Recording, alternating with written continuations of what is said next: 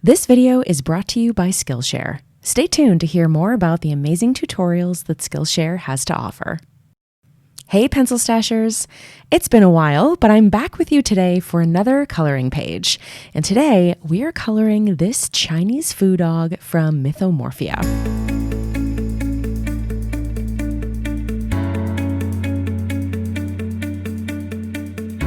Now, looking at this, I'm so tempted to color this in reds and golds, some brass, just very typical colors that you might see here, but I'm not going to do that.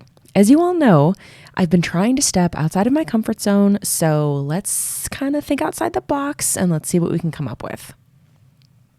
Now, the first thing I decided on as the anchor for our page is that I think that this food dog would be awesome if it looked like it was made out of jade, like that real pretty kind of green, light green, statues that you see. So let's see if we can recreate those colors in that super smooth texture. So I'm going to pull out some greens out of my green pencil tray of colors. And if you missed the video on how I store my pencil stash, I'll leave a link up in the corner and in the description. So starting with this pale sage color, I'm going to lay this down in the spots that I think would be sort of that very true, very light jade color. So using the lines that the artist gave us, I'm actually going to be filling in the spots where he just kind of left us those wide open blank spaces without any lines. That's usually a pretty good guide that I start with, is kind of where I put all of my lightest colors. Now, once all of that is down, I want to start layering in some additional colors, starting from light to my darkest. And the way that I like to do that, just my personal style, is that I'll typically kind of surround the last lightest color with this one and just sort of work my way out in a gradient, again, starting from lightest to darkest. And I don't worry about putting this all the way up against an edge, as I'm going to be going back in with darker colors later to layer in some shading, some darker elements. I'm just using these two colors very much as my base or my foundation to start with. All right, now we can really jump in here and start to have some fun with this. And this is where those lines that the artist gave us, those are what I'm going to be using as a bit of a guide to add some interest. And I'm just going to follow along in kind of the general area and the direction of those lines with several different colors. And you'll see, starting with that kind of next lightest color, I do a little bit more.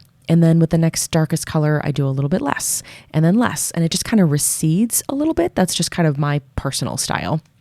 And I just kind of do this until I get that gradient or that layered look that I want. And when even that isn't enough, I think I want to add in some dark, warm gray to just kind of deepen some of these areas, especially here kind of under the collar, just to drive home that three-dimensional look. And when it looks ready, I'm going to use a cotton swab to blend it.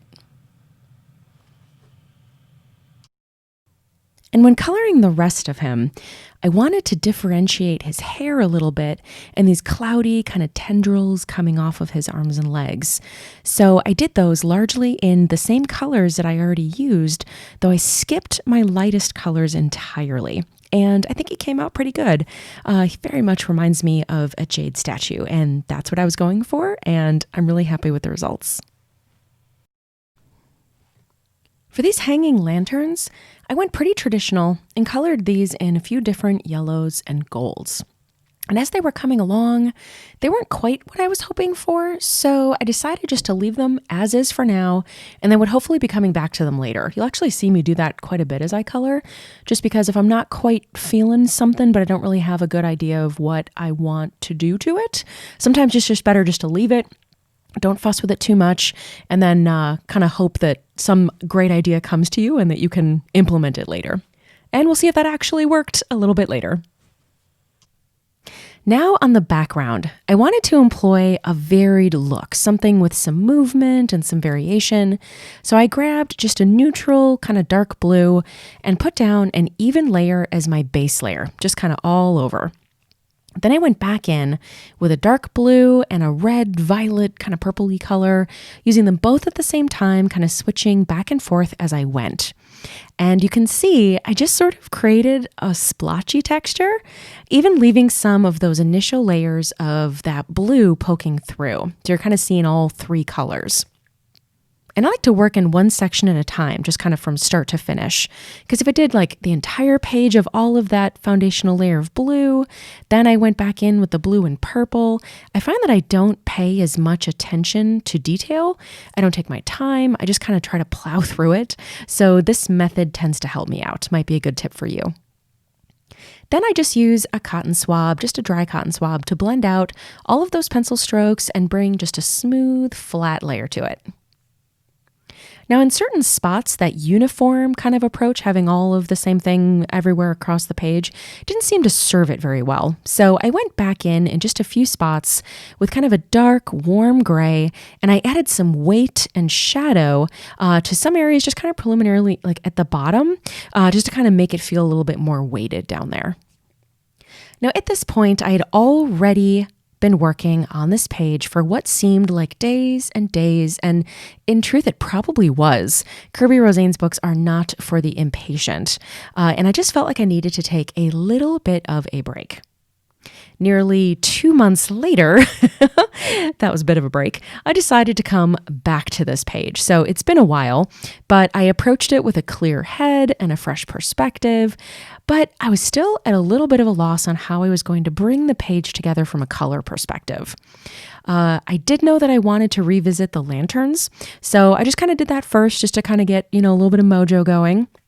I added some additional kind of golden, like orangey colors around the edges, and I'm glad I did. It didn't make a huge impact, but it did bring me a bit closer to what I was hoping for. All right, now that color moment, that moment that I was kind of struggling with the whole time, and that was what color to do the smoke clouds. Now, there are some areas where it seems to be like part of our foo dog that just kind of like emanate out of his tail, like for instance, but I knew that I didn't want to just do these smoke clouds in green. I thought that it would make it too difficult to make out the foo dog versus the smoky clouds. Just kind of thought it would get a little bit lost. I'd already used yellows and golds for the lanterns. I'd already used blues for the background. So pink could work. Pink it is.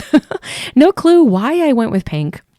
I was just kind of feeling like it needed something kind of unexpected to just kind of amp it up a little bit. So decided on pink, and I did very much the same as I did on the foo dog himself, just the same kind of technique where I went in with my lightest pink and I colored all those just kind of open areas.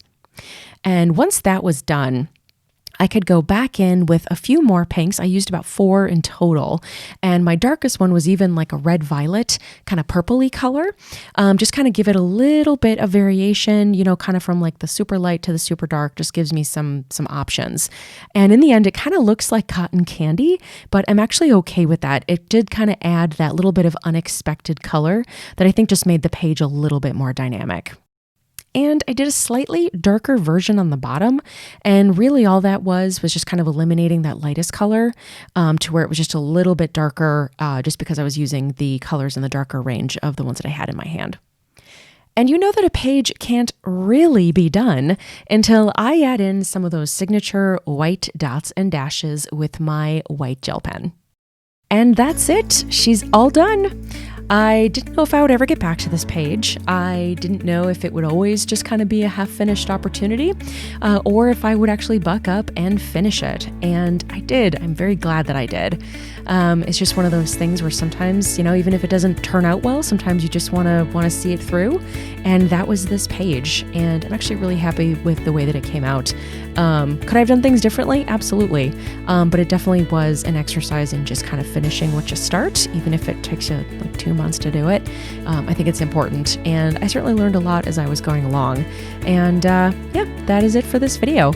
And I just want to thank, again, unlimited access to thousands of inspiring classes, hands-on projects, feedback, and a community of millions. Most of their classes are under 60 minutes with super kind of short lessons, like bite-sized lessons, and you can do them completely on your own schedule. Like this class called Vintage Hand Lettering, Styling Phrases for Timeless Appeal by Mary Kate McDevitt. I found this class incredibly intriguing and definitely recommend. Not only will you be impressed by what you see with Skillshare, but you will also be supporting this channel, which of course I appreciate tremendously. Thank you all so much, and I will see you next time. Bye!